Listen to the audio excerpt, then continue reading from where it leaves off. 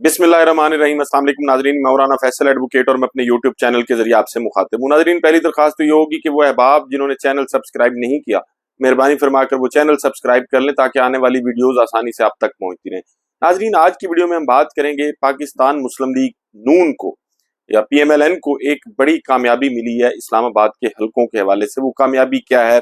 कानून क्या कहता है, इस पर भी बात करेंगे। उसके साथ साथ एक काला कानून, वो बाकायदा से मैं तो उसके इसको काला कानून ही कहूंगा, आज पंजाब में नाफिजुल अमल हो गया है। कानून क्या है और उससे हो क्या सकता है, उस पर भी बात करेंगे। उसके साथ साथ कल का दिन जो है वो बड़ा अहम केस है इमरान खान और उनकी अहलिया बुशरा बीबी के लिए। वो अहम क्यों है, इस पर भी बात करेंगे। उसके साथ साथ नाजरीन, चूंकि एक तरफ तो ये मुल्क में सब कुछ हो रहा है और दूसरी तरफ जो है पाकिस्तान में जबरी गुमशुदगियां और जो फोर्स्ड डिसअपीयरेंसेस है उसका सिलसिला भी नहीं रुक सका। पाकिस्तान की अदालतें जो है बहुत सारे ऑर्डर्स भी पास कर चुकी हैं, लेकिन पाकिस्तान में वो इदारे या वो लोग जो लोगों को जबरी तौर पर अगवा करते हैं और फिर उनकी सियासी वफादारियां तब्दील कराई जाती हैं या कुछ मुतालबात मनवाए जाते हैं, वो अपने इस घिनौने और गलीज अमल से अभी तक बाज नहीं आ रहे। क्या हो रहा है उस पर भी बात करेंगे। पहले बात करते हैं कि आज पाकिस्तान मुस्लिम लीग नून को कामयाबी कैसे मिली है। नाजरीन, आपको मैं अपनी बहुत सारी वीडियोस में जिक्र कर चुका हूँ कि इस्लामाबाद के 3 हलकों के हवाले से जो इलेक्शन ट्रिब्यूनल था, जस्टिस तारिक महमूद जहांगीरी साहब जिसको हेड कर रहे थे और समाअत हो रही थी वहां पाकिस्तान मुस्लिम लीग नून के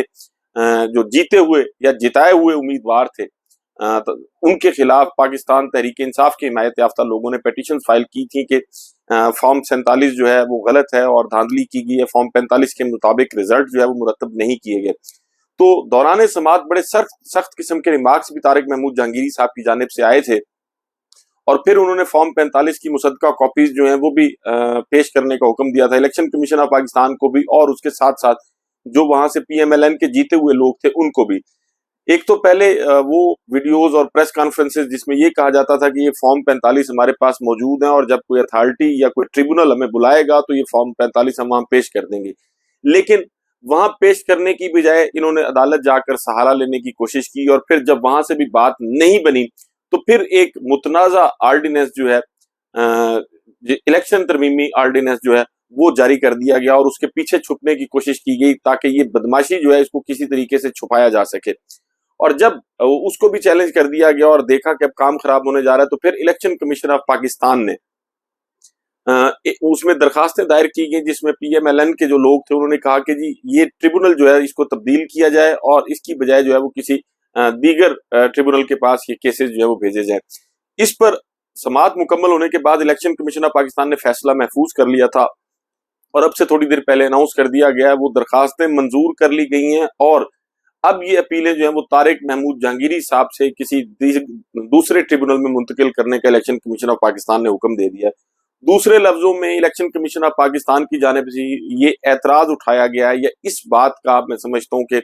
ये बताया गया है फैसले में कि उनकी जो समाअत है उसका तरीकाकार दुरुस्त नहीं था या वो पाकिस्तान में जो इलेक्शन लॉज हैं उनको शायद ठीक तरह से उनको ऑब्जर्व नहीं किया था उन्होंने या उसके मुताबिक इसकी फैसला नहीं किया जा रहा था। यानी हाई कोर्ट में बैठा हुआ एक जज जो है वो शायद नाअहल है इलेक्शन कमीशन ऑफ पाकिस्तान के नजदीक और ये उससे ज्यादा अहल है। पाकिस्तान में इलेक्शन कमीशन ऑफ पाकिस्तान ने जिस किस्म की फैसिलिटेशन की है इन लोगों को लाने के लिए और जिस तरह से लोगों के मैंडेट पर, लोगों के वोट पर डाका डाला गया वो पूरी दुनिया ने देखा और अब तो रिपोर्ट्स भी आ गई हैं कि 85 हल्के कौमी असम्बली के ऐसे हैं जहां फॉर्म 47 और फॉर्म 45 जो है वो एक दूसरे के साथ मैच नहीं करते। इवन जो नवाज शरीफ साहब का हल्का है उसमें भी बहुत सारे फॉर्म 45 ऐसे हैं जो जिनका किसी के पास जो है वो वजूद ही नहीं है, सिर्फ इलेक्शन कमीशन ऑफ पाकिस्तान के पास वो थे और वो वेबसाइट पे अपलोड भी कर दिए गए। तो पाकिस्तान में एक अवाम के वोटों पर बड़ी एक मैं समझता हूँ ये डाका डाला गया था और इलेक्शन कमीशन ऑफ पाकिस्तान ने अब उसमें चूंकि मामलात जो है वो बेहतरी की तरफ जा रहे थे, किसी भी हल्के के लोगों का ये हक होता है कि उनका वो नुमाइंदा जो है उनकी तरफ से पार्लियामेंट में जाए जिसको उन्होंने इलेक्ट किया। अब जिस शख्स को इलेक्ट ही नहीं किया गया, जो इलेक्शन हारा है, अगर वो पार्लियामेंट में जाके बैठ जाए तो ये लोगों के साथ भी नाइंसाफी है और उस ईवान के साथ भी नाइंसाफी है। लेकिन इस नाइंसाफी में जो सिविल ब्यूरोक्रेसी थी, जो पुलिस और दीगर इदारे थे वो साथ शामिल थे, पंजाब हुकूमत पूरी शामिल थी इसमें और इसके साथ साथ الیکشن کمیشن کی آشیرواد جو ہے وہ بھی حاصل تھی. اور آج الیکشن کمیشن نے میں سمجھتا ہوں ایک انتہائی غیر قانونی، غیر آئینی، غیر اخلاقی قسم کا یہ فیصلہ کیا جس میں طارق محمود جہانگیری صاحب کو تبدیل کر کے ان کی جگہ کسی دیگر ٹریبونل میں کیسز جو ہے وہ بھیجے جائیں گے. آج پی ایم ایل این کو ایک وقتی کامیابی جو ہے وہ ضرور ملی ہے، لیکن میں سمجھتا ہوں کہ یہ فیصلہ جو ہے اس کو بہرحال چیلنج کیا جائے گا، اور جب یہ اعلیٰ عدالتوں میں آئے گا تو الیکشن کمیشن آف پاکستان کا یہ اختیار جو ہے اس کو شاید غیر قانونی قرار دیا جائے گا. اس کے ساتھ ساتھ ناظرین، کل کا ایک بڑا اہم دن ہے عمران خان اور بشرا بی بی کے لیے. کل اسلام آباد ہائی کورٹ میں عمران خان اور بشرا بی بی کی 2 علیحدہ درخواستیں زیر سماعت ہیں. آپ کو یاد ہوگا کہ شاہ رخ ارجمن جو تھے ان کی عدالت میں خابر فرید مانیکا صاحب کی جانب سے عمران خان صاحب پر کوئی الزامات لگائے گئے. وہاں پھر عدالت میں ہلڑ بازی ہو گئی اور بالآخر اس کیس کا فیصلہ نہ سنایا جا سکا، اور جو شاہ رخ ارجمن تھے انہوں نے پھر رجسٹرار اسلام آباد ہائی کورٹ کو خط لکھا کہ یہ کیس کسی دیگر عدالت میں منتقل کر دیا جائے. تو پھر یہ دیگر عدالت میں منتقل کر دیا گیا تھا. وہاں بھی جو جج صاحب کا رویہ تھا وہ انہوں نے یہ بھی کہا تھا دوران سماعت کے جی ہم نے چیزوں کو بیلنس کرنا ہوتا ہے. تو اب اس چیز کو سامنے رکھتے ہوئے بشرا بی بی اور عمران خان صاحب کی طرف سے 2 درخواستیں دائر کی گئی تھی اسلام آباد ہائی کورٹ میں، اور جسٹس گل حسن اورنگزیب صاحب جو ہیں وہ ان درخواستوں کی سماعت کریں گے. کل رجسٹرار آفس کی جانب سے جو اعتراضات لگائے گئے تھے ان اعتراضات کی بھی سماعت ہوگی. اس میں بشرا بی بی اور عمران خان صاحب کی جانب سے بیرسٹر سلیمان صفدر، سلمان اکرم راجہ صاحب اور خالد یوسف جو ہے وہ پیش ہوں گے. اور پھر جہاں تک درخواستوں کا تعلق ہے تو ایک درخواست میں بشرا بی بی کی استدعائی ہے کہ سیشن کورٹ میں جو زیر التواء سزا معطلی کی درخواست ہے اس پر ہائی کورٹ فیصلہ کرے. ویسے یہ عام طور پر یہ بات جو ہے یہ تھوڑی سی عجیب لگتی ہے کہ ایک درخواست عام طور پر جب کسی عدالت میں زیر سماعت ہوتی ہے تو پھر وہاں سے اس کا فیصلہ کرا لیا جاتا ہے. آپ کے حق میں ہو تو آپ کو اس کے فیصلے کے خلاف جانے کی ضرورت نہیں ہوتی، لیکن اگر آپ کے خلاف فیصلہ ہو تو پھر اپیل میں جایا جاتا ہے یا نگرانی میں جایا جاتا ہے. لیکن ایک درخواست جو بھی پینڈنگ ہے اس کو اس سے اپیلٹ کورٹ میں نئی درخواست دائر کرنا کہ جی یہ اپیلٹ کورٹ اس کی سماعت کرے. عام طور پر عدالتوں میں اس طرح کے واقعات نہیں ہوتے، اس قسم کی درخواستیں دائر نہیں کی جاتی، لیکن قانون میں اس پر کوئی قدغن نہیں ہے، کوئی پابندی نہیں ہے. بشرا بی بی جو ہے وہ یہ درخواست دائر کر سکتی ہیں. اور جہاں تک عمران خان صاحب کا تعلق ہے تو عمران خان صاحب نے استدعا کی ہے کہ یہ کیس جو ہے معاف کیجیے گا تو واپس شاہ رخ ارجمن کی عدالت میں بھیج دیا جائے تاکہ وہ جو اپنا محفوظ شدہ فیصلہ اس پر وہ سنائیں، یا ہائی کورٹ خود اس کیس کو سن کر جو ہے وہ ان کی اپیل کا فیصلہ کرے. اب جسٹس میاں گل حسن اورنگزیب صاحب کا جہاں تک تعلق ہے، چونکہ فوجداری جو وکلاء ہیں جو خاص طور پر اسلام آباد میں ان کی عدالت میں پیش بھی ہوتے ہیں، وہ سمجھتے ہیں کہ وہ بہرحال بڑے لا نوئنگ جج ہیں. اور جہاں تک اس کیس کا تعلق ہے، اگر یہ فیصلہ اسلام آباد ہائی کورٹ کرتی ہے کہ بشرا بی بی کی سزا معطلی کی درخواست جو ہے اس پر بھی فیصلہ اسلام آباد ہائی کورٹ کرے، اور عمران خان صاحب کی جو اپیل ہے عدت میں سزا والے کیس کے خلاف اس کا فیصلہ جو ہے وہ بھی اسلام آباد ہائی کورٹ کرے، تو میاں گل حسن اورنگزیب صاحب جو ہیں وہ شاید، میرا ذاتی خیال ہے، اندازہ ہے میرا، کہ اس کیس میں چونکہ یہ ججمنٹ ایسی نہیں ہے، اس کیس میں جو شواہد پیش کیے گئے ہیں پروسیکیوشن کی جانب سے وہ ایسے نہیں ہیں کہ یہ اس کو سسٹین کیا جا سکے ججمنٹ کو. تو ان دی آئی آف لا یہ جو ججمنٹ ہے جس میں عمران خان اور بشرا بی بی کو سزا سنائی گئی ہے یہ سسٹینیبل نہیں ہے. امید یہی ہے کہ اس کو کالعدم قرار دے دیا جائے گا اور عمران خان اور بشرا بی بی کو اس میں بری کر دیا جائے گا. اس کے ساتھ ساتھ پاکستان تحریک انصاف نے ایک اور بھی کیس فائل کیا تھا. آپ کو یاد ہوگا کچھ دن پہلے پنجاب کابینہ نے یہ فیصلہ کیا تھا کہ عمران خان پر 9 مئی اور دیگر جو معاملات تھے اس کے حوالے سے مزید کیسز درج کیے جائیں گے، کیونکہ یہاں جو ٹک ٹاکر حکومت ہے اس کو نظر آ گیا تھا کہ عمران خان صاحب کے خلاف جتنے جھوٹے کیسز بنائے گئے ہیں وہ ایک ایک کر کے سارے ختم ہونے جا رہے ہیں. جیسے آج سرگودا میں بھی انسداد دہشت گردی کی عدالت نے پاکستان تحریک انصاف کے لوگوں کے خلاف جو مقدمہ بنایا گیا تو سب ملزمان کو بری کر دیا. تو اب انہوں نے فیصلہ یہی کیا کہ جی مزید کیسز بنائے جائیں گے، اور پھر اس پنجاب کابینہ کی اس فیصلے کو عمران خان صاحب کی جانب سے چیلنج کیا گیا تھا، اور اس میں اب وہ کیس سماعت کے لیے باقاعدہ مقرر ہو گیا. نیب، اس میں ایف آئی اے اور جو دیگر ادارے ہیں ان کو نوٹسز جاری کر دیے گئے ہیں، اور 12 تاریخ تک ان سے جواب جو ہے وہ بھی طلب کر لیا گیا. اس کے ساتھ ساتھ ایک اور جو ظلم ہوا ہے وہ یہ کہ آج ایک کالا قانون باقاعدہ جو ہے وہ پنجاب میں نافذ العمل ہو گیا، پنجاب ڈیفامیشن بل. میں نے اپنی 2-3 ویڈیوز میں، گزشتہ ویڈیوز میں ذکر کیا تھا کہ اس قانون میں جو ہے وہ لوگوں کے ساتھ کیا ظلم کیا گیا، خصوصاً وہ لوگ جو پاکستان کے आम आदमी तक अपनी बात पहुंचाते हैं, हकायक पहुंचाते हैं। यूट्यूबर्स और सोशल मीडिया इन्फ्लुएंसर जो है ये बुनियादी तौर पर कानून उनके लिए बनाया गया, लेकिन इसमें जो छेड़छाड़ की गई है, एक तो पाकिस्तान के आइन के आर्टिकल 175 के तहत जो अदालतों को इख्तियारात है और जो पाकिस्तान में अदालतों का तरीकाकार है, इसमें उसको भी छेड़ा गया। जो ट्रिब्यूनल की तकर्री है उसका इख्तियार जो है वो वजीर आला का, और फिर मशावरत जो है वो बहरहाल चीफ जस्टिस के साथ शामिल की गई है। इसी तरह सर्विस से जो बर्खास्तगी है, रिमूवल फ्रॉम सर्विस है, वो भी वजीर आला के हाथ में है। और जहां तक कानून शहादत का ताल्लुक है, जो पाकिस्तान में कानून शहादत के मुताबिक शहादत को परखा जाता है और फिर उसके बाद सजा जजा का फैसला किया जाता है, लेकिन इस केस में कानून शहादत जो है वो अप्लाई नहीं करेगा, यानी उसका इतलाक नहीं किया जाएगा। उसके साथ साथ एक और मैं समझता हूँ ज्यादती की गई है, वो ये कि अदालत जो है वो अबूरी डिग्री जो है वो भी कर सकती है किसी केस को, यानी फाइनल डिसीजन से पहले अदालत किसी भी शख्स को, ट्रिब्यूनल जो है वो किसी भी शख्स को इसमें जुर्माना जो है वो कर सकता है और जुर्माने की रकम जो है वो अदा करने का हुक्म दे सकता है।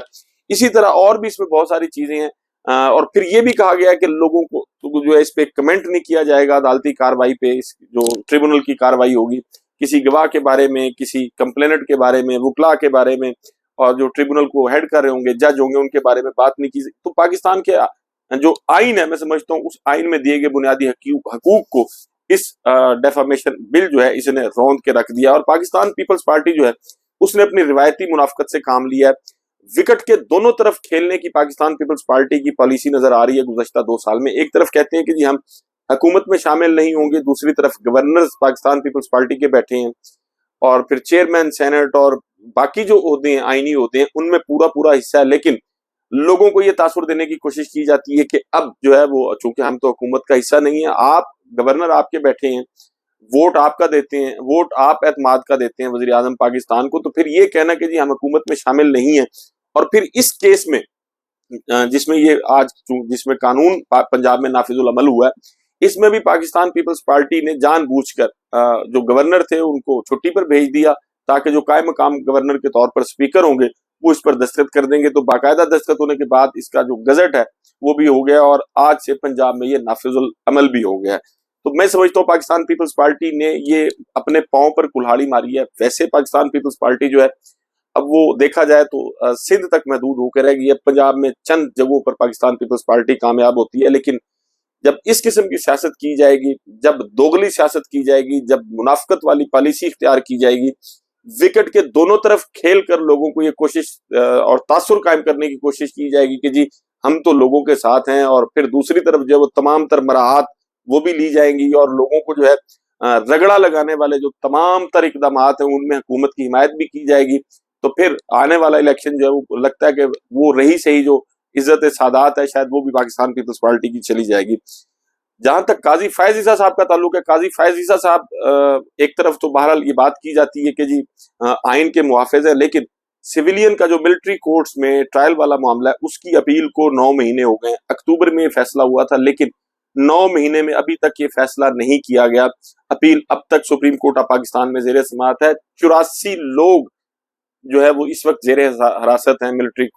कस्टडी में हैं, और लोग जो हैं उनकी फैमिलीज का आप अंदाजा लगा सकते हैं, कर्ब का और दुख का, मुलाकात नहीं और जिस किस्म के हालात में उनको रखा गया है वो सारी चीजें जो है वो बहरहाल इंतहाई तकलीफ दी उनकी फैमिलीज के लिए।